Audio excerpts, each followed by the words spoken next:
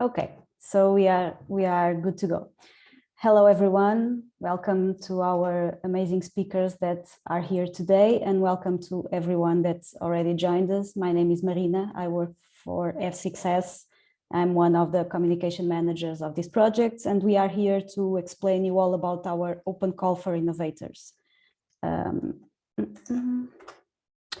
Okay, so for today's agenda, we will have our coordinator, one of our coordinators, Andrea, explaining a bit about the project and giving an overview of the open call. Then we will give the floor to Oscar Lima. He will explain a bit more the technical parts of track B and C of this open call. Then I will give the word to the amazing ladies of Taktify.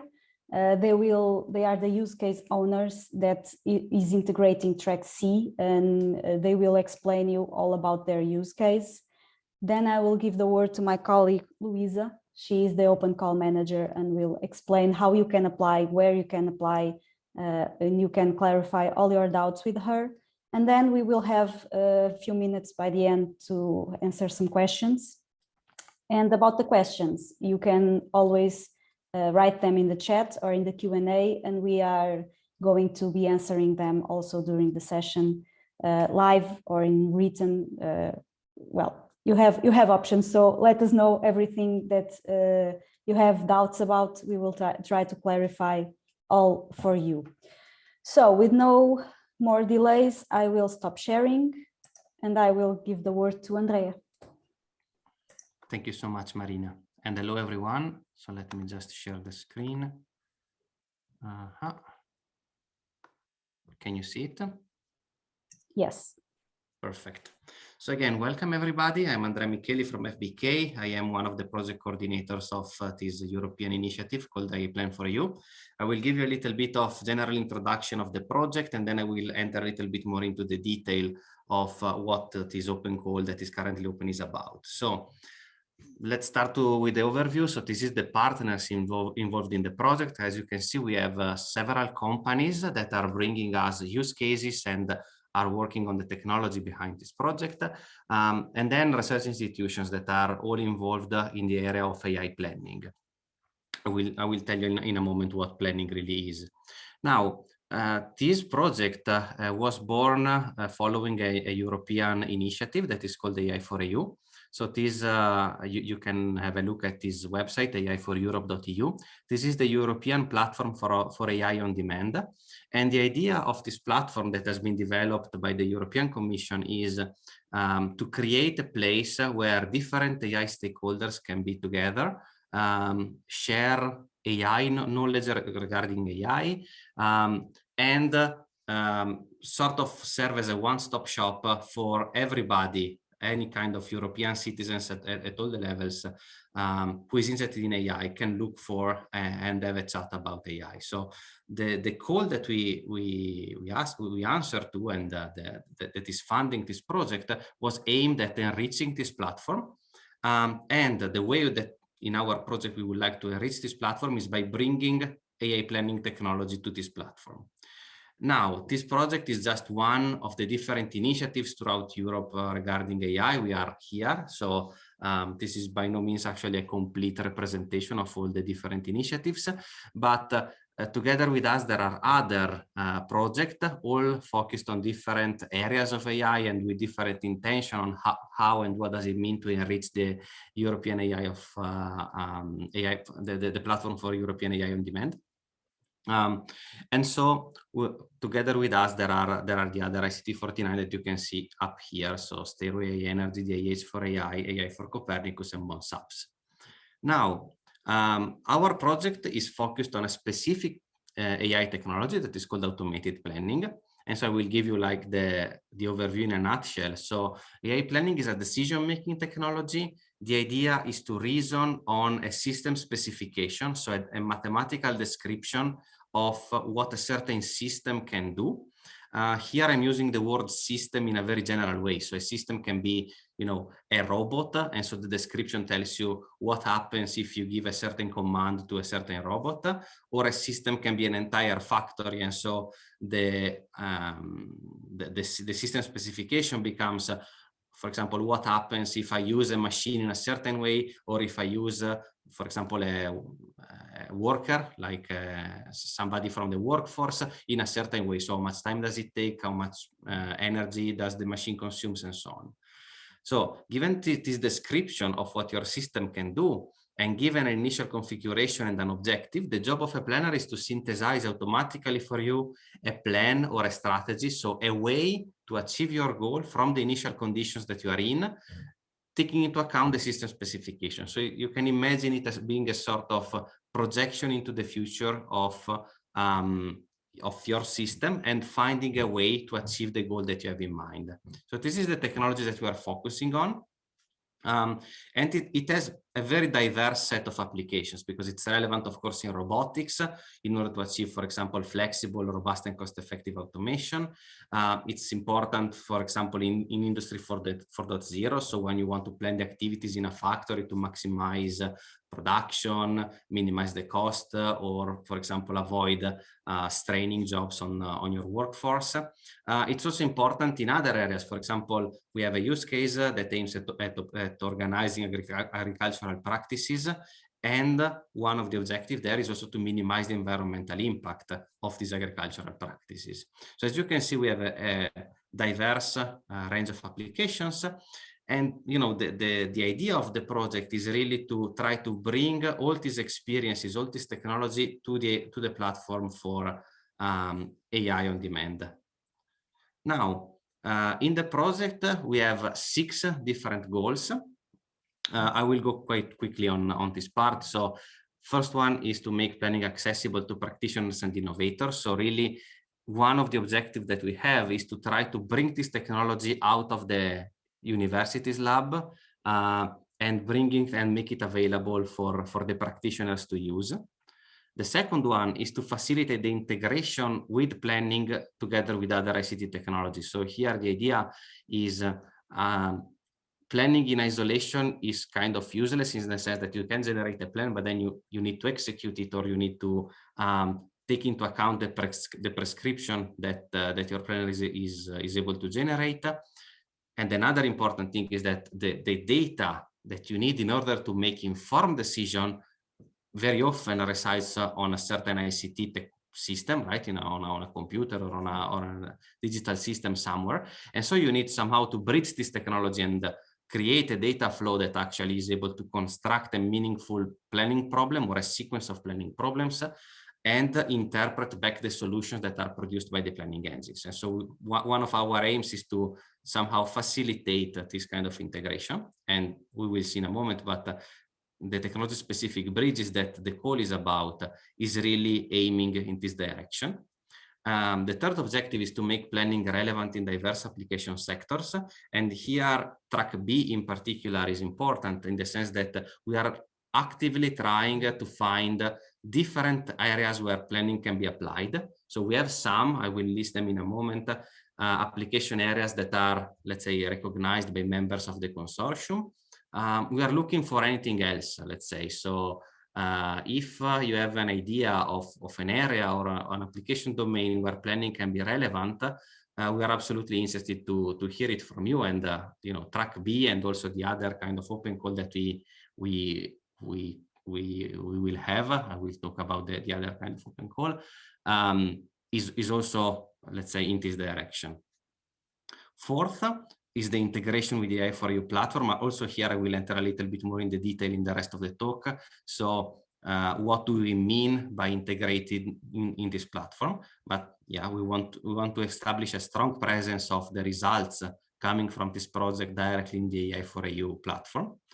Then we have facilitating the learning and lowering the access barrier for planning. So producing some kind of documentation, some kind of education and training material that can be useful for general people, trainers, teachers, in order to teach planning technology and make use of planning technology. And then finally is to collect a set of experiences, a set of application domains, and drive academic research towards application. So somehow with the lessons learned from this project, what we would like to create is a set of challenges for the planning community to actually, be even more relevant. I think it's still relevant today as it is now as a field, but we will come up with a list of challenges and a list of open directions that are worth pursuing in order to make planning more relevant. Now, let me show you a little bit what is a little bit more concretely, what is the vision that we have for this project. So it is summarized in this small infographic here. I will try to unpack it for you. So what we really want to construct from a, let's say, software development point of view is this unified planning framework that is a library that offers an abstraction layer for diverse planning engines and offers the capability of being interoperable with existing tools and languages. So this means that it's sort of an abstraction layer that you can use in order to express your planning problem. It will offer easy to use primitives from a software development point of view that allows you to manipulate planning problem, to create planning queries, and then these planning queries will be solved by means of a set of existing planning engines. So what we would like to do is to ask, and TrackC that we discussed in the last webinar is about exactly this one. So collecting a set of engines, so really planning technology coming from the research and research centers that are capable of solving this kind of planning queries and offering their services through our library in a sort of planning engine independent way. So here, when I say planning engine, this is a kind of a general word in the sense that I mean plan generation tool. So really, I have a model, I want to generate a plan, but also other queries are possible. So for example, tell me if this plan is valid according to your constraints. That can be quite a complicated problem depending on your assumptions, or even visualization tools. So show me what happens with this plan. Now, the kind of integration that we have in this direction, it's more relevant for TrackC, but I will mention it briefly here. The UPF has this notion of operation modes. So the idea there is you characterize the type of service that each planning engine is capable of, and the library will have an automated selection mechanism that is able, given a certain planning query, to understand on your system which planner are installed and which are capable of serving this particular query that you are asking. And it will select one for you, or you can specify exactly which one to use. And this operation modes defines the way that you interact with the underlying system. So this is more relevant, of course, for TrackC, so for people that are gonna provide additional planning engines. Instead, what we're discussing today, Track B and C, are more, let's say, oriented towards the orange part of this picture. So in particular, the API offered by the UPF, right, needs to be integrated with a certain use case. So you can imagine, for example, being in a logistics setting, you have an ICT system called warehouse management system that is keeping track of where your goods are in your warehouse. And you would like to use automated planning in order to decide, for example, to organize a certain shift. So to tell you each of your workers and the forklifts where to go, what to pick in order to satisfy the orders that you have for the day. So suppose that this is your case, then what we call technology-specific bridge will be a piece of code, a piece of software that is able to translate the knowledge coming from the warehouse management system into planning queries and interpreting back the result. So you get a plan generated at the planning level, and you construct then a sequence of commands or a Gantt chart or any other thing that is relevant in the technology that you are targeting. And then you have then the specific use cases. So you are in a certain specific warehouse, and that is the kind of use case that we have in mind.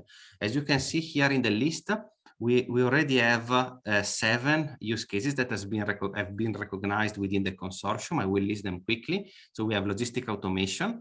We have a company, Magazzino, that is developing robots for automating the intralogistic. We have the agriculture domain. So we have a company that is, let's say, aiming at optimizing agricultural practices. We have flexible manufacturing, fleet planning. We have a fleet of autonomous moving vehicles that to coordinate. there is the problem of human-robot interaction, especially in the context of lab planning, and we have subsea robotics. And in addition, we have the possibility of selecting additional use cases, and so both track B and C are relevant for this part. So in particular, in track B, we're looking for a use case combined with a TSB, so sort of a demonstrator that uses our library. So let's say the blue part of the picture is given. What we are asking is a demonstrator for an orange part, so a certain use case that is solved, or a characteristic of a use case that is solved by means of planning using our unified planning framework. And instead, in track C, we fixed the use case of Taktify, and I think Mozhde will talk about that at length later.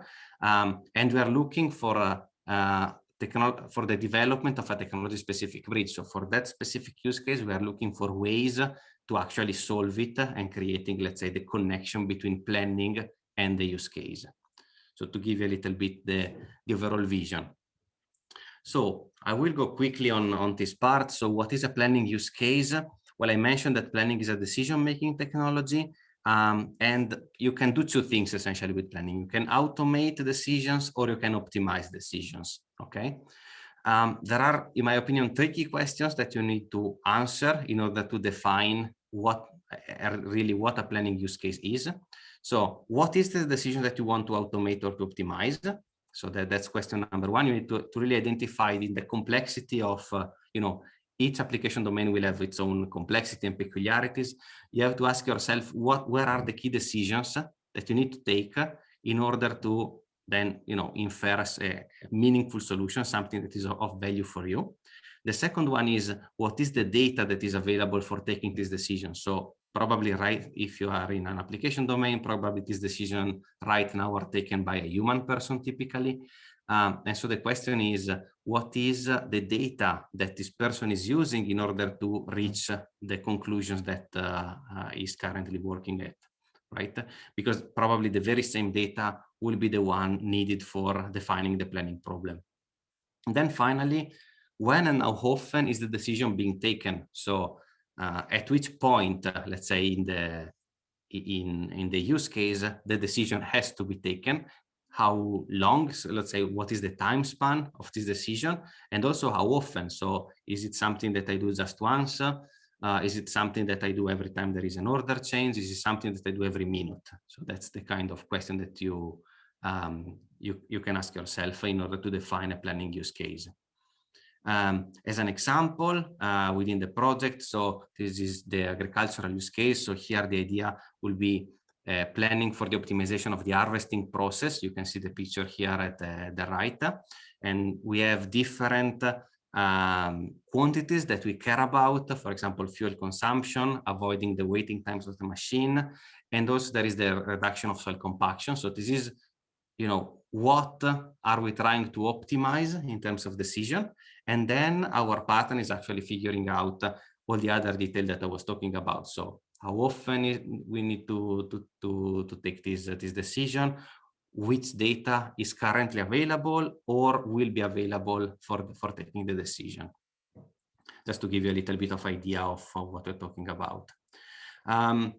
The Unified Planning Framework is currently under development, but is developed completely in open source, and you can follow the development there. That is the link. The second bullet shows you the link where you can find the library itself. It is permissively open source, as I mentioned, so everybody can actually use it even in, let's say, closed source environments. There is a live demo available there. The slides will be anyway available after the seminar. And you can try it out. So this is, let's say, the central part of our architecture. I will not spend too much time on this one because we are more focused on the orange part. And instead, I will spend a little bit more time on telling you what is a TSB. Then Oscar will expand on the slides and in greater detail, and show you also the work that we are doing within the project. If I need to summarize it in a line, is a software that uses a planning service within a certain application. Okay, so that's somehow what a TSB is defined. in the picture here at the bottom, essentially it is some piece of software that interacts with our unified planning framework in order to serve a certain use case. And in order to do so, it can exchange data with the external ICT infrastructure present in the use case. So examples can be integration in a robotic framework. For example, maybe somebody have heard of ROSplan. So that is a system that uses planning in the robotic framework that is called ROS, the Robotic Operating System. That is exactly of this shape, right? So it has a planner inside, but it creates sort of an abstraction layer around so that you can interpret, for example, robotic observation and data into planning states. You have a concept of knowledge base.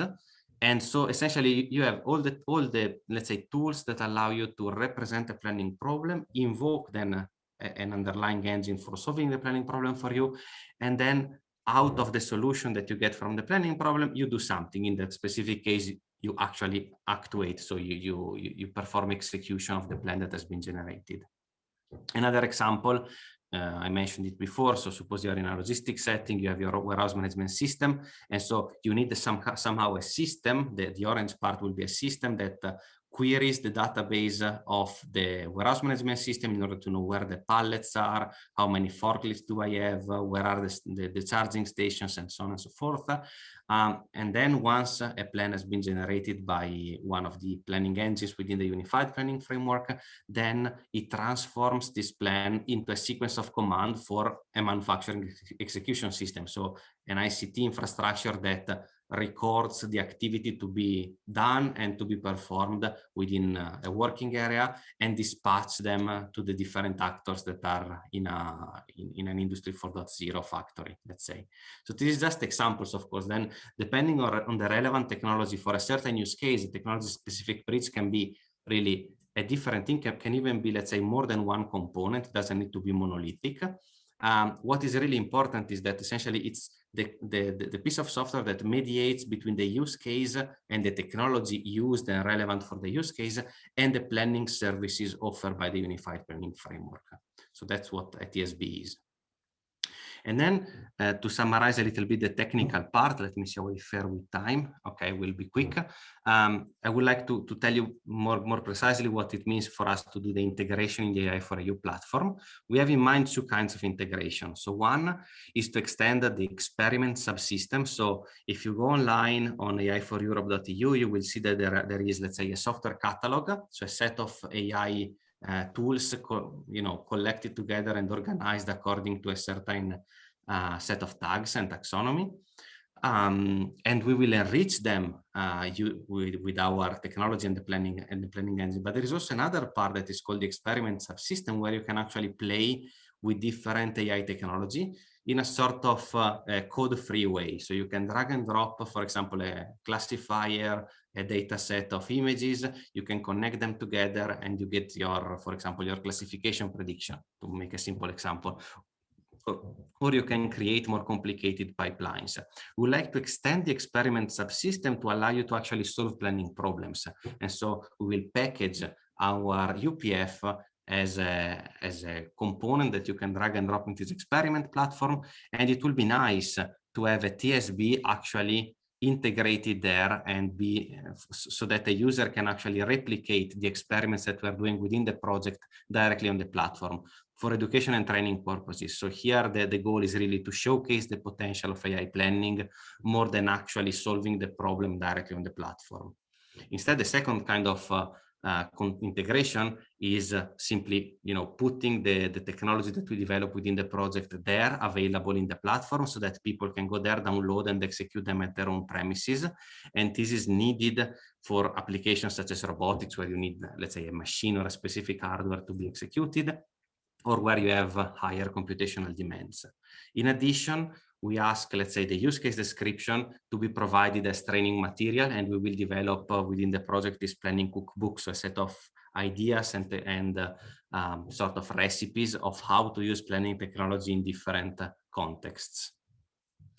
This is just some screenshot of how the platform look like. We are already starting inserting some contents, so you can have a look there. There is a tag called AIPlan4EU, and you will see then all the resources that are being generated by our projects directly on the platform. Coming finally to the open calls, and then I finish and I will leave the word to Oscar. We actually have two kinds of open call. One is the open call for use cases, whose goal is really to, survey a little bit what are the possible use cases of planning. And here, what we are really looking for is just an idea of where planning can be used. And to the winners of this kind of open call, we organized together with them a workshop. Mozhde will probably talk about her experience that she had since she won our first open call for use cases with the company Taktify.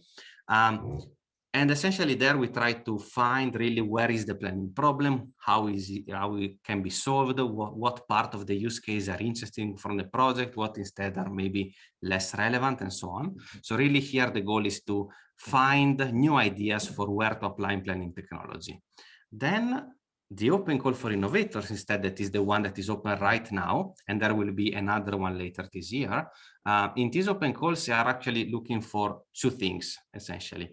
On one side, we want a new planning engine, that is the TrackC. So we want really new technology that are able to solve planning problems to be integrated with our library. What this webinar is about is instead the other two tracks, so tracks B and C.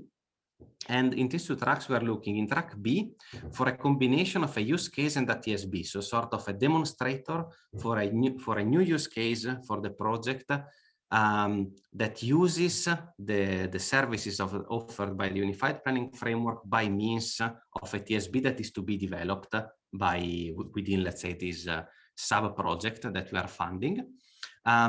And for the winners of the open call for use cases, in this case, Taktify, their use case is the use case at the base for our TrackC. So we are looking for people and companies who are willing to actually tackle their problem with our technology. So the idea for them will be the use case is given, and Taktify will have the money for actually, finding the data and providing the evaluation support. But what we are looking in TrackC is for somebody to actually fill the gap. So to solve their problem using the technology offered by the Unified Planning Framework. In all the three tracks, what we are funding is a sub-project of 7 months that are three development sprints of 2 months each, plus a demo sprint, you can see it here, of 1 month to actually produce the demo. So what we are looking for is sort of a demonstrator of the technology that has been developed by means of this cascade funding. So I think I was already quite longer than expected. So thanks for your attention. If you have any question, write down in the chat, or at the end, we will have time for answering them. Thank you so much. Thank you, Andrea, for your very good explanation of the project and the open call. As he said, if you have any questions, please write them in the chat, or at the end, we can also answer them. So now I will give the floor to Oscar, that will pick up on this track B and C and explain a bit more in detail what is this all about. Oscar, the floor is yours. Yes, thank you. Thank you very much for a nice introduction. So yeah, my name is Oscar Lima, and I'm a researcher at the German Research Center for Artificial Intelligence. And I will be talking for the next 20 minutes about plan execution. This is related to the technology-specific bridges that Andrea was just explaining. Yeah, so this is the overall vision of the project. And as already explained by Andrea, we have on the right side the unified planning, which is about basically multiple ways to easily access the AI planning technology. But once you have modeled your domain, and once you have like a particular problem, and the planning engine has come up with a plan that solves your problem, then the next question comes, which is to execute this plan and to deploy it to your application. So yeah, in a nutshell, the TSB or technology-specific bridge allows the use of the unified planning on a real application. And yeah, so we want to offer API, which is integrated by just multiple reusable components that are specific to a certain technology. So in the context of robotics, we are talking about ROS, but in the context of other use case, you might have other ways to interact with your system. So yeah, once again, I want to divide the explanation of what is a TSB or a technology-specific bridge in 3 different bullet points. So the first bullet point, it's already mentioned. So it allows the use of the unified planning in your specific use case. It can also be seen as a collection of open source tools that will allow the successful plan execution and monitoring in your specific use case.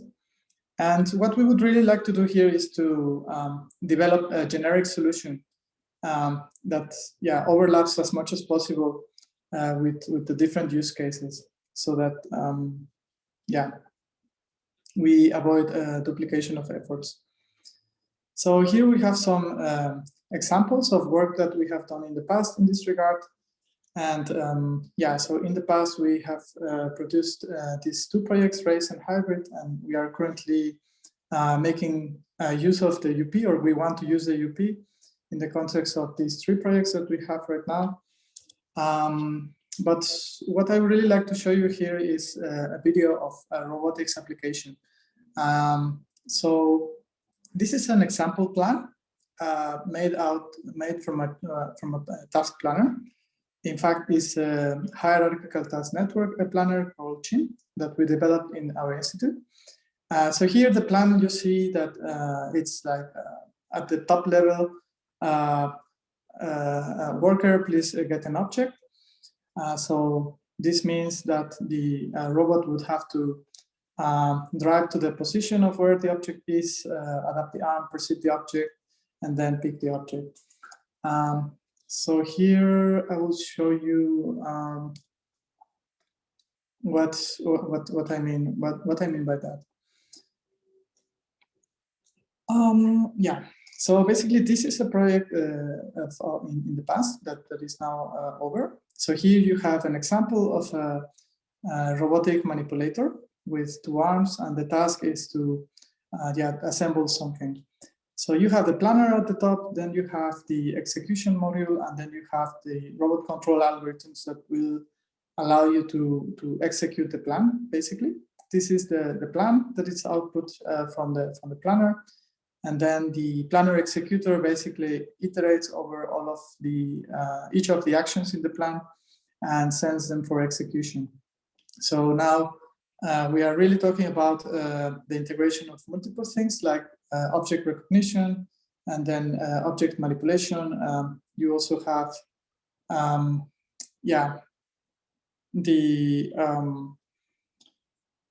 here in this example, you don't really have navigation, so the robot is static, but in other use cases, the robot could move around the factory environment and help the worker to provide with the tools.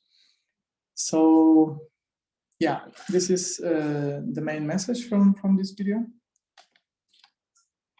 And yeah, and the other video that I wanted to show you, just to say one real robot example and one simulated example. So we also have this simulated environment where we can test our robots from our home office environment. And in this example, what we really have is a similar setting. So a factory environment, you have a worker and a robot, they are working collaboratively to do a specific task. And then you need the robot to think about what to do given a certain task.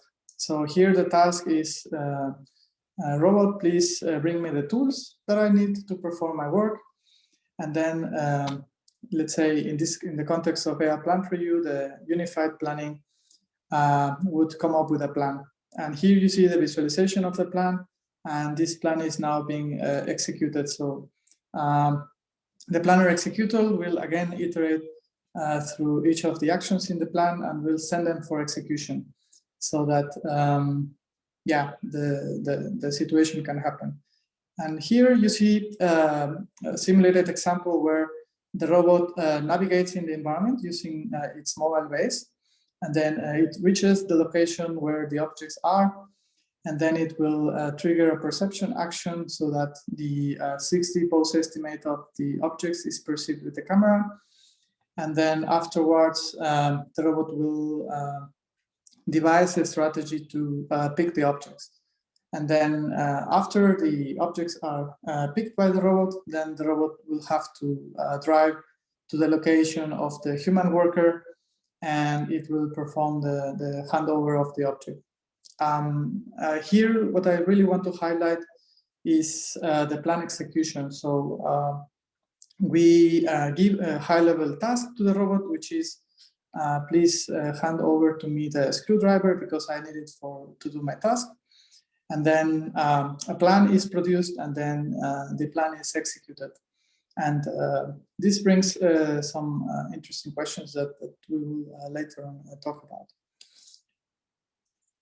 So, yeah, coming back to the slides. Yeah, so we are really taking first steps to make the architecture of how this technology-specific bridge template, so to say, could look like. And this is what we have so far. It's a work on the progress, but it already gives you the idea. So in this diagram, you see the unified planning library, which here in blue color. And we have, so the technology-specific bridge is the collection of all of the green boxes here that are needed to use it in the context of a real-world application. So you see some boxes here. For example, we need a way to write a problem, a planning problem automatically from the data. So from the robot sensor data, we will create some symbolic information that it will be stored in some knowledge base. So from the knowledge base, you will get all the fluents, and then you will produce a problem. This problem then will be solved by the unified planning. So I don't want to go into the details of the architecture, but just to make the point that what is a technology-specific bridge is a collection of all of the necessary tools and software modules that are needed to execute the plan on a real system. And then, yeah, so within the pool of use cases that we have, because we have many use cases in the project, and hopefully we will have more through the open calls. It could be categorized in these two groups.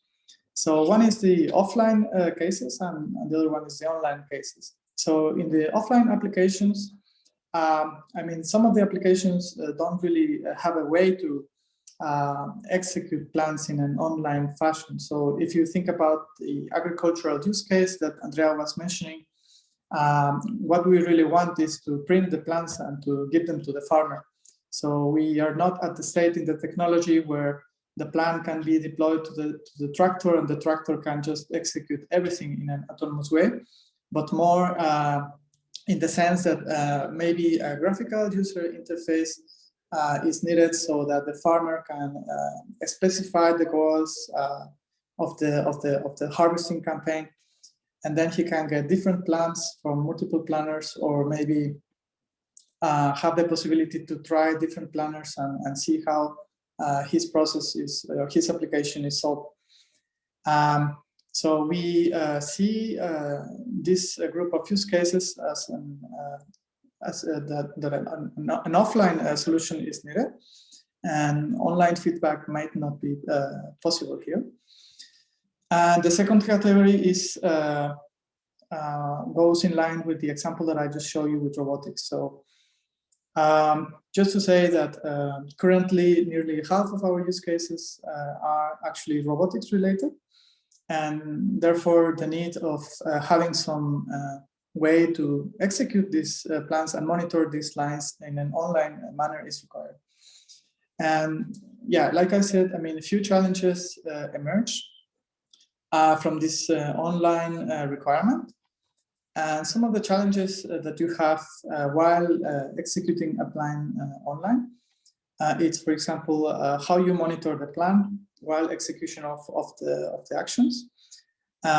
Also, these actions will have a duration. So how you can do this temporal dispatch of the actions. So this is essentially how to coordinate the actions with respect to the time. And yeah, obviously we want to have also concurrent dispatch of the actions, so that some of the actions are dispatched at the same time. And the next challenge is, for example, how you deal with action failure. So what happens when the robot fails to do something? Would you replan? When to replan? And yeah, I mean, other questions is, for instance, which kind of planner are you using? A deterministic planner of a particular formalism like PDDL, HTN, or probabilistic planning. And yeah, many more challenges are there.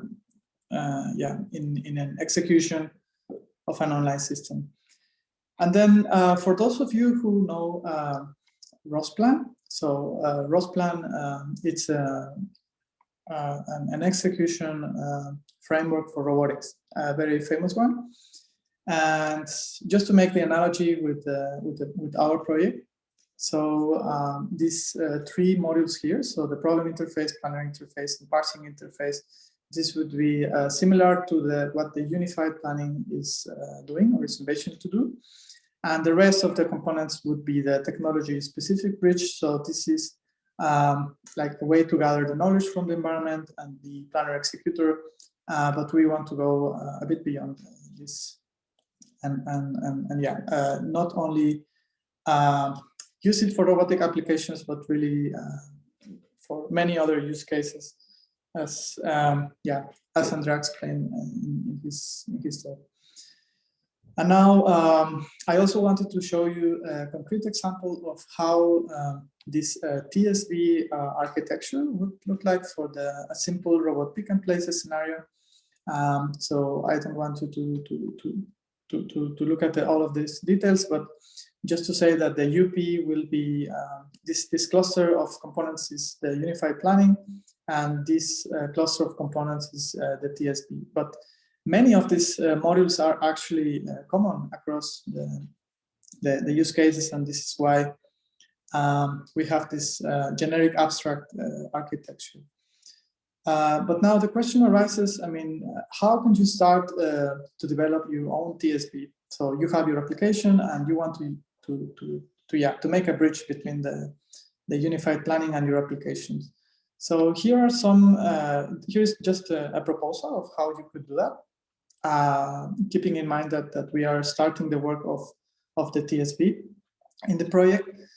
But as a first step, what you could do is to identify the requirements of your use case. And as a second step, what is suggested here is that you try to solve the problem from a component architecture point of view. So you start to draw some boxes of what you need and how these boxes would connect to each other. And then once you have a draft solution architecture for your problem, then what you could do is to try to map this your own architecture to the generic abstract one that we have proposed. And the generic abstract one, just to remind you, is this one.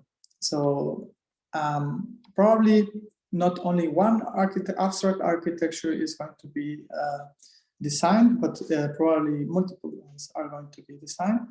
This is an ongoing discussion in the project. But yeah, the next step that you could do is to identify reusable components. So what you can use from the abstract architecture and what is missing, and then to create the necessary interfaces to your specific use case. So yeah, for instance, in the context of robotics, these interfaces, and we are talking about move-based or manipulation with move-it, or perception using deep object pose estimation software libraries. And yeah, also a message here is that in the context of this project, multiple out-of-the-box interfaces might be made available by the project, so that yeah, hopefully we overlap as much as possible, and then you can just reuse a module that is being used in agriculture, or reuse a module that is being used in robotics, but applied yeah, tailored to your application. And then this is my last slide, which is a summary slide. So in summary, TSB stands for Technology Specific Bridge. It allows the use of the unified planning in your application. We have many different use cases in the project, not just from robotics, but from really multiple domain applications, such as agriculture, flexible manufacturing, and more. And many common interfaces hopefully will be made available, so that we avoid duplication of work. And yeah, I mean, you can apply for funding to make a TSB for your application, and this is what Andrea was saying with the open call. And if you have doubts, please get in contact. We are always happy to clarify your doubts, either now or in the future. Here's the mail, and yeah, with that, I thank you for your attention. And yeah, I don't know, Andrea, I think the questions are at the end, or if I'm not mistaken. Yeah, Oscar, thank you so much. Some questions have already been written on chat, but Andrea is answering them. So, but if ever anyone has any more questions, please feel free to keep writing on the chat or in the Q&A, and we will answer all of them. So thank you, Oscar, again for the presentation. And now I will give the word to Mozhde from Taktify, our use case winners. Their use case will be integrating TrackC. So she will explain a bit about the use case and the specificities of it. Please, Mozhde. Thank you so much, Marina, and for having us here. I'm sorry. Yeah, and in fact, we had to participate in the program, and also learned a lot during the past workshop. And also, I'm happy that we can still introduce this use case to the community. So let me share my screen with you. First of all.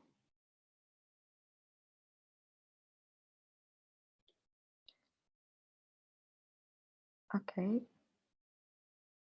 Can you see my screen now? Yes. Yeah. Okay.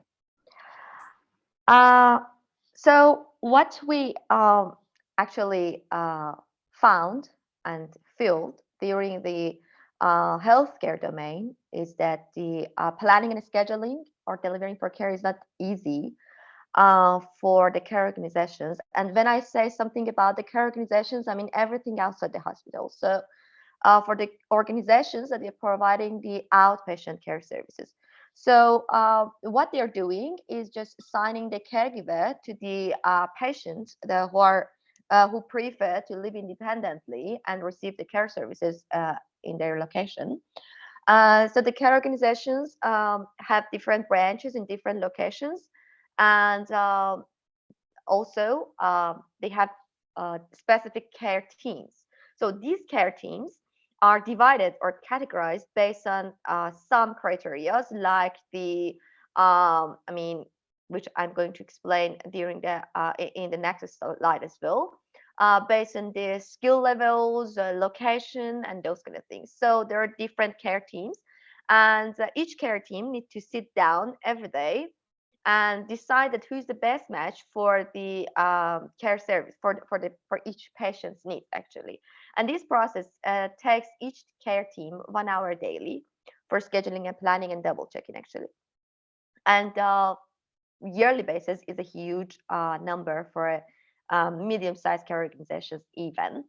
And if we just assume a minimum hourly rate for each of the caregiver, which is actually more than 20 euros hourly. So what are these decisions coming from? Where are these decisions coming from? Or from the different data resources actually. And there are people who call planners inside care organizations that sit with each care team and then decides actually make a plan. They need to optimize the calendar. They need to synchronize, prevent any overlapping because some of the patients receive different care services and the planners need to assign different caregivers to them. And so these periods need to be synchronized. And also there are some considerations like the travel durations, waiting times, and also rules and regulations of each of the care organizations, like the hourly rates, for example, because different care services at different rates. And most important thing is availability of the caregivers, because it's also a dynamic item. But not all of these information is coming from one resource of information, but one database, because some of them are registers into the ICT systems, or softwares inside each care organizations, but some of the care organizations even don't have the ICT software, and they're still working with the Excel or something like this. And the rest of them are coming from the human mind, like the planners or the preferences of the patients, preferences of the caregivers, and rules, regulation, and exceptions. What are the exceptions? Like some of the patients and just last minute cancel their appointments due to, for example, an urgent case or hospital visits and those kind of things. So these plans are not scheduled beforehand because it's a combination, it's a kind of hybrid. Some of them are planned for during a month, and some of them just happen daily basis. So we need to have a tool, have a planning algorithm, something that help with automating this process, like gathering all this information in one integrated platform and then decide who's the best match for the care needs. What is the values? What is the outcome?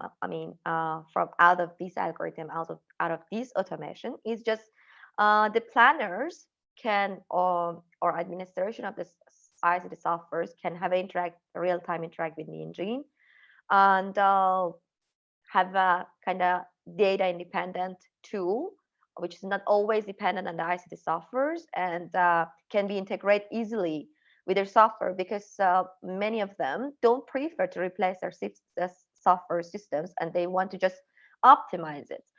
On the other hand, the nurses prefer to work with something that is similar to what they used to using them. The purpose is to reducing the payroll cost, and it's from the organization's point of view. They wanted to reduce the cost of the payroll because it's not this. The scenario is that sometimes there are several planners for one care organization, as I mentioned, because of different care teams. So maybe they can reduce the number of the planners in a situation that many of the care organizations are under the pressure of the staff shortage. And many of these planners are the special experienced nurses, so they can be assigned to the other departments, not the planning. As we all know, there is a need in the home care industry, especially COVID revealed these needs more than before.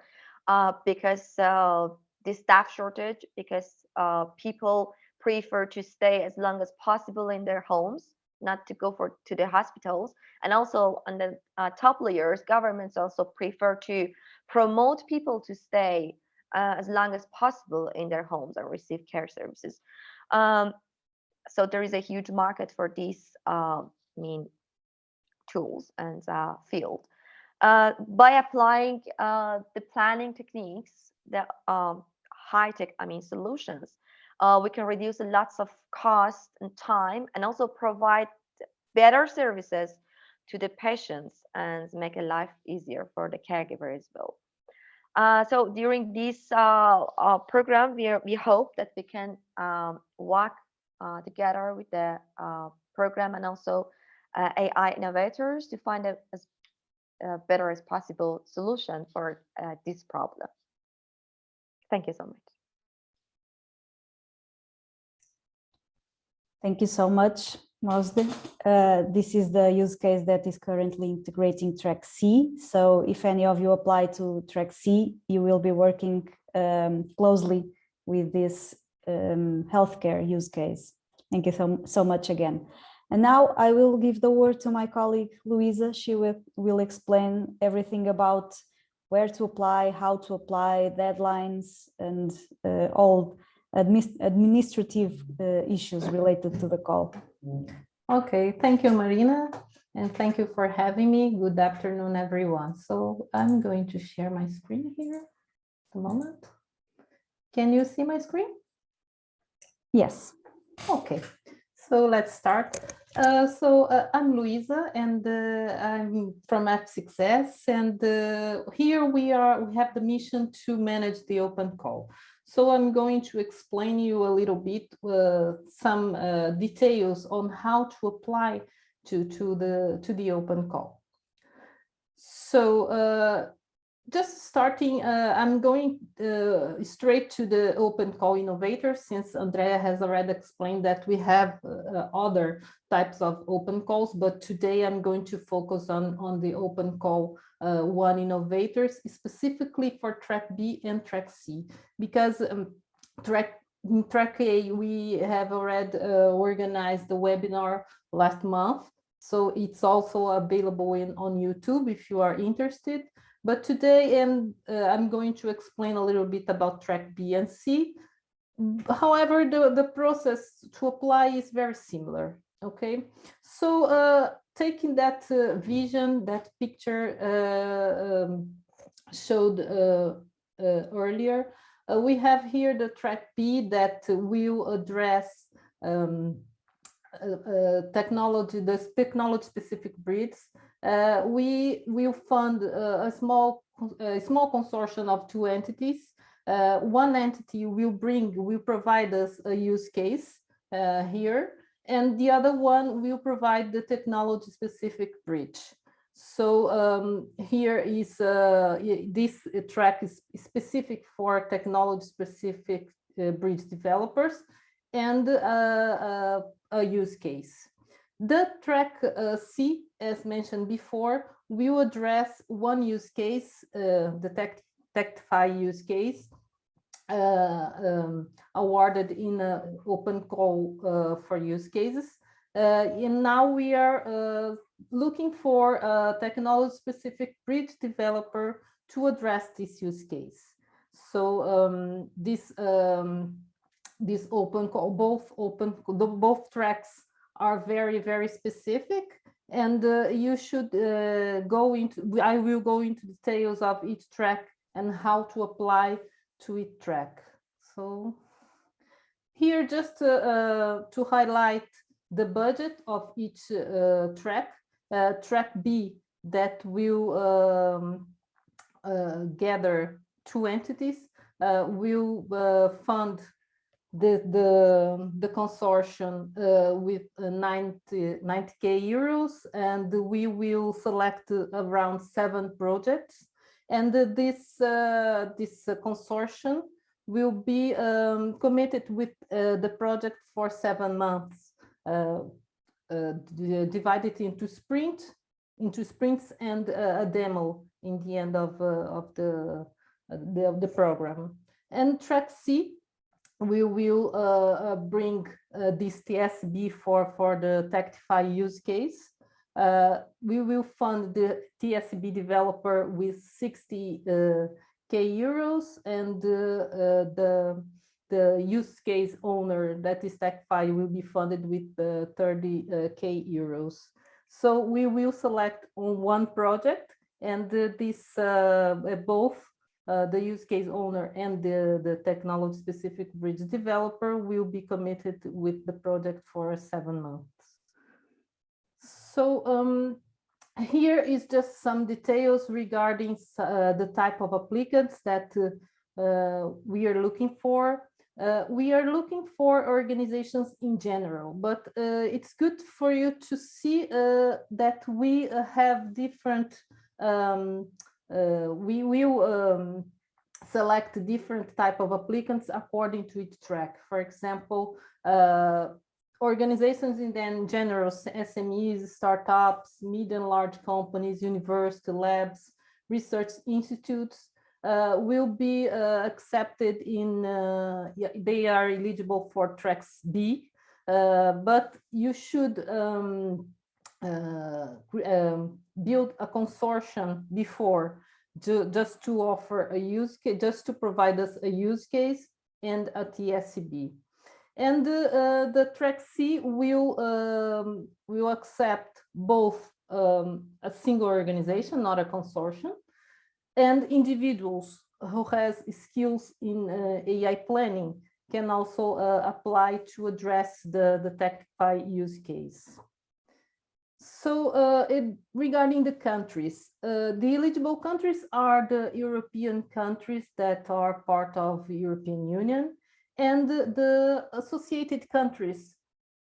So you can find a list of countries in the guide for applicants. We'll provide all the links in order for you to check the big list of countries that are eligible, and the organizations should have a VAT valid in any of these countries, and the individuals doesn't need to be an European, but needs to be resident in one of these countries.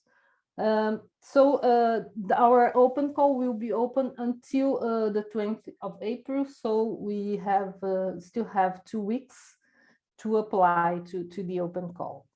So now I'm going to give you a lot of more practical details on how to find the correct information and how to apply to the open call. So here, just to show you, we have the open call process, or the open call journey, that starts with the submission in the F6 on the F6S platform. And after your submission, we check some very simple information. For example, if the applicants are from an eligible country, and if the application is unique. And then if it's all okay, if the documents are there, if it's all okay, the application will advance to the evaluation. So this evaluation, sorry, this evaluation will be will last 1 month, and then you will receive a message if it was accepted or not. Then the selected projects will sign a contract with the consortium project, and then we will advance to the sprint demo part. That each sprint lasts 2 months, and at the end there will be 1 month of demo in order to test to ensure that the final results are successful. So here we have a very practical sorry, instruction about on how to apply. The first thing that you should do is to access the project website, and there you find this option, apply now, and then a page will open with a summarized information of the open call, and then you should choose the track that you intend to apply, track B or track C. And then here you have more information about the tracks. For example, here in track B, you find practical information on what is the track about, who we are looking for, and how to apply. So here I recommend to download the guide for applicants. That is the document. This document is key to have all the information about the open call rules. So you have here everything that I mentioned here about the type of applicants, the eligible countries, the funding schema will be there. So, and of course, you have more information about the specification, the technical specification of each track. So it's very important to access all this information in the guide for applicants. And you have the open call text that is also important, but it's a more generic document, just to give you some information about the overall project and an overview of the open call. And then we have here these documents, the template that is also a key document for your application to advance to the evaluation. And here you will include all the details and the description of your proposal, including technical aspects and exploitations and intellectual properties. But it's not a very complex document. It's a very simple document, but still you need to detail your proposal here. So regarding the TrackC, it's very the process is very similar to Track B, but here you will also find the information about the use case, the healthcare use case from Taktify. So here you will find the description and the specification of this use case and a pitch in order for you to get some more details about this use case.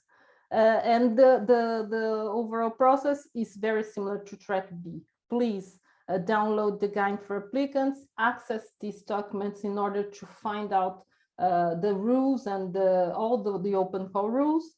And of course, you need to fill the template of TrackC.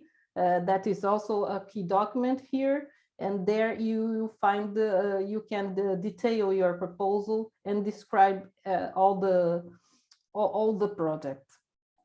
So after just here, you will find a button at the bottom of the page. So click on this button and you'll be guided to the OF6S platform, where you find a very simple form to fill. It's not complex, but there you will, for example, choose which track are you applying, what track are you applying. If you have a sector to address, please fill there the proposal title, a proposal summary.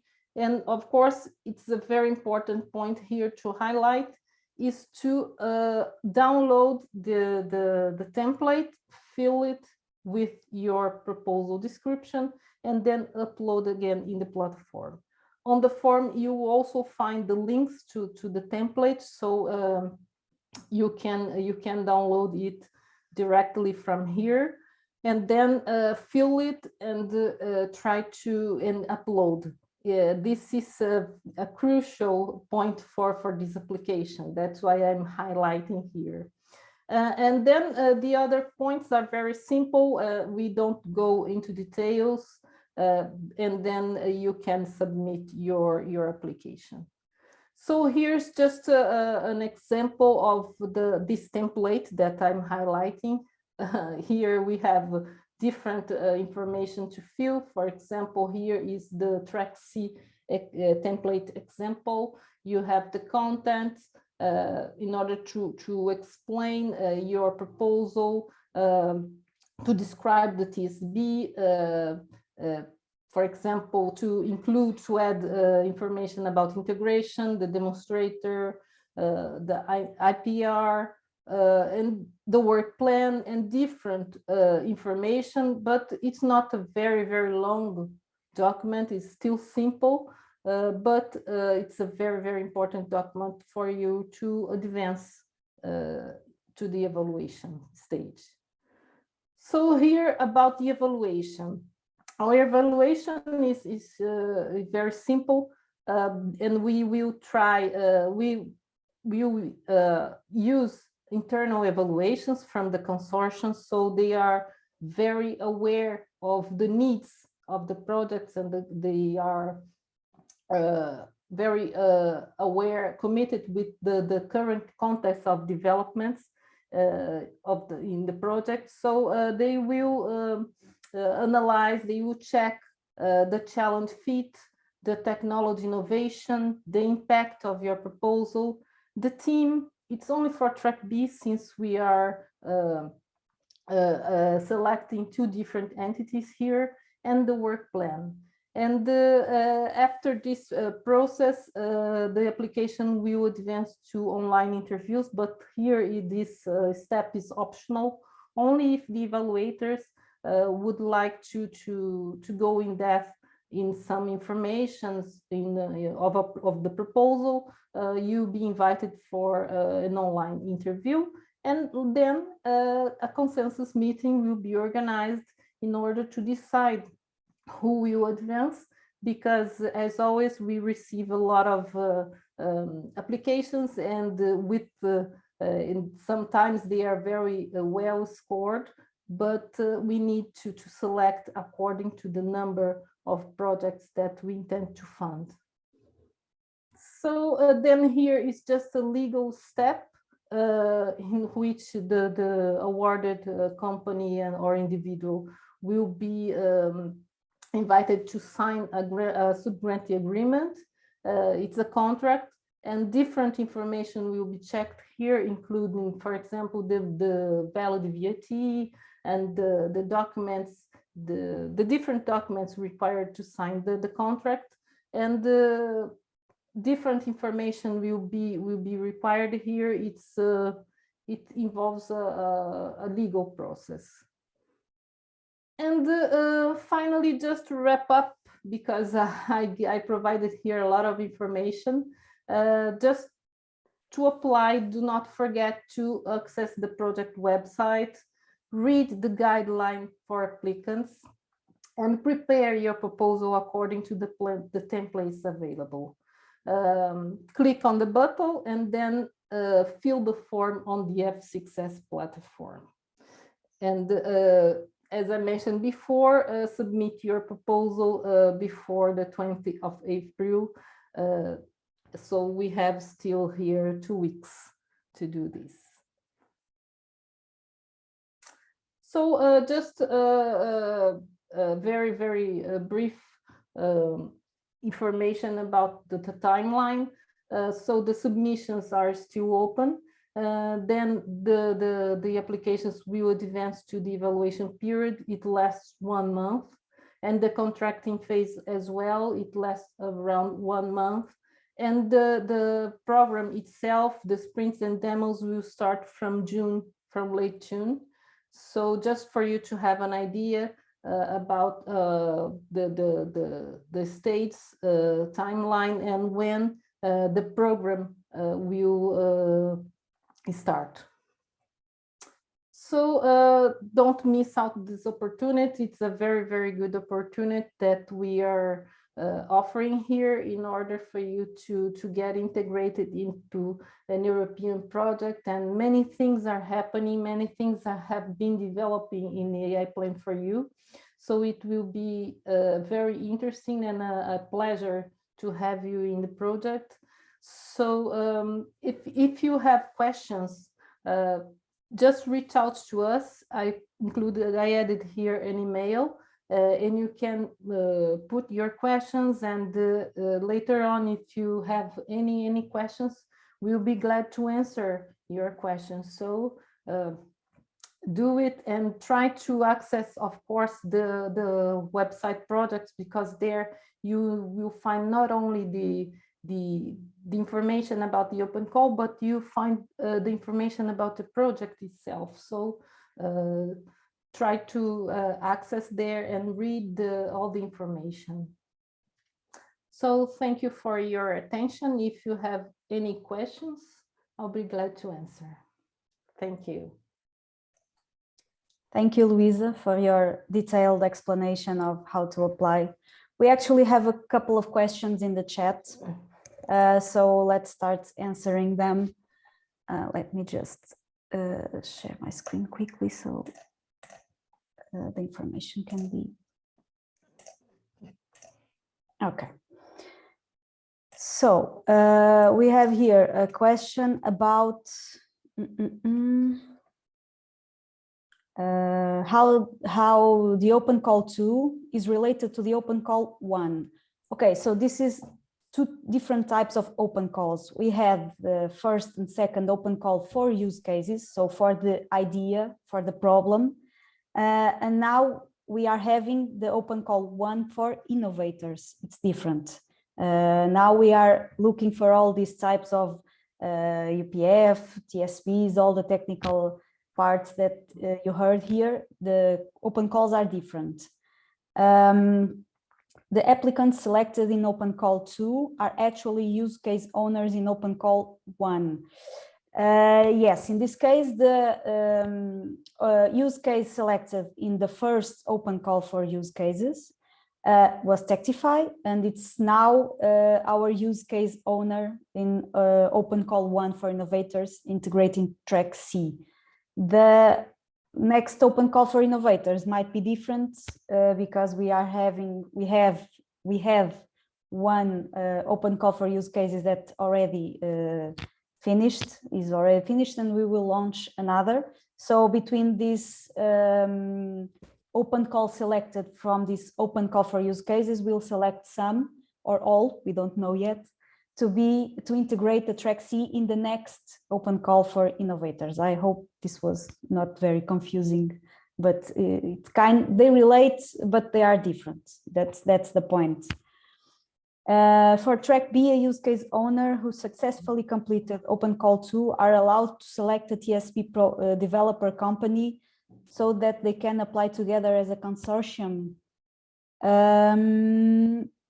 I believe that's not the case. The use case owners, they integrate TrackC, so they are kind of waiting for someone to join them. But of course, if they have someone that they know that are fit to join them in TrackC, they can tell them to apply, of course, and they will partner up in TrackC.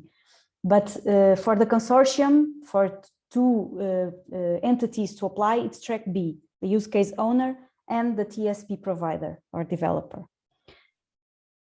Okay, I'm not sure if this is mentioned in the guide document, but just to be sure regarding the budget, what is the expected funding rate percentage for applicants? Will it be 70% or 100% funding? Luisa, I believe this is for you. No, it's not informed in the guide for applicants. So I believe, Andrea, you can confirm to me. I believe it's 100%. Yes, correct. So yes. it's actually lump sum. So that is the amount of money you will get. We will not ask for timesheet, for example. So it's not the percentage is not evaluated. We cannot evaluate the percentage of your effort, essentially. Okay, very well. And how long, Luisa, in your experience, will people take to fill in the needed documents to apply? Oh, it depends on the projects and how people would like to describe it, but it's around 2-page documents. So you doesn't need to be just to be objective. We have included there some questions in order to facilitate this part. So I think it depends a lot on the projects and on the details that you'd like to add there. But probably 1-2 hours you can fill this document. Okay, very well. We have another question.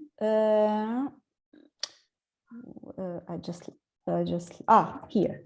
Can use case winners of open call 2, I believe open call 2 for innovators, apply for TrackB? Does this make sense? Let me check if I understood.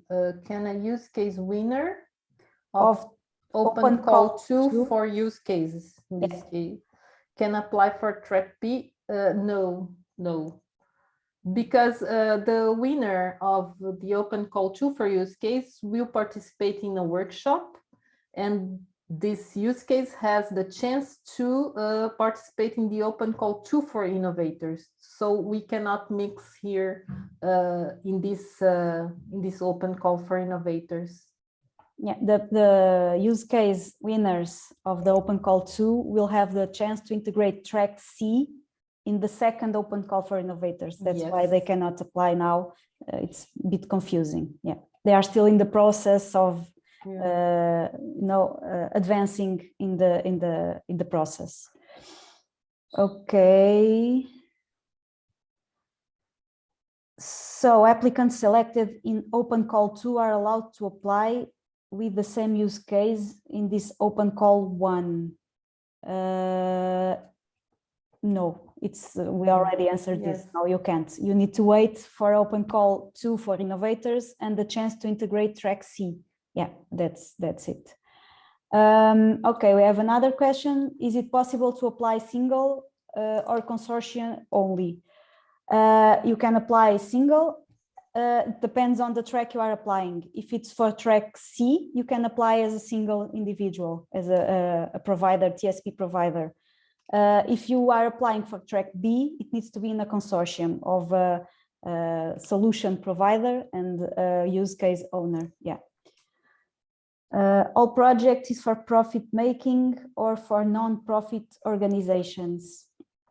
I believe it doesn't matter, right? Yes, it doesn't matter. You can apply as individuals, as students, as researchers. The only thing that is really strict is track B, that needs to be a consortium of 2 entities, use case provider and a more technical partner that will provide the solution for that use case.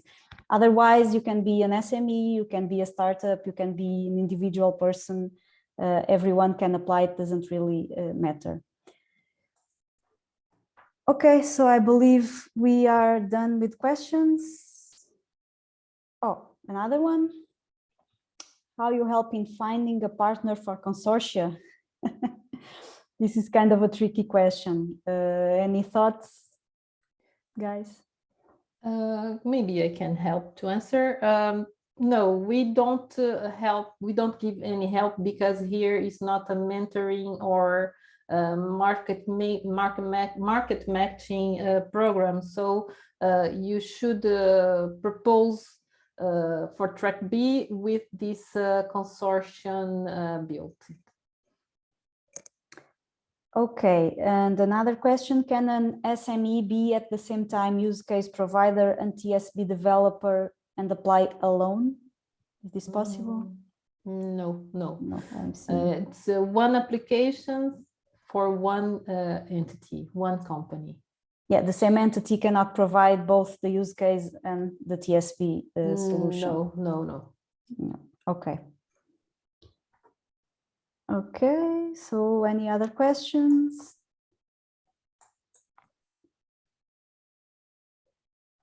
No. There were lots of questions this time.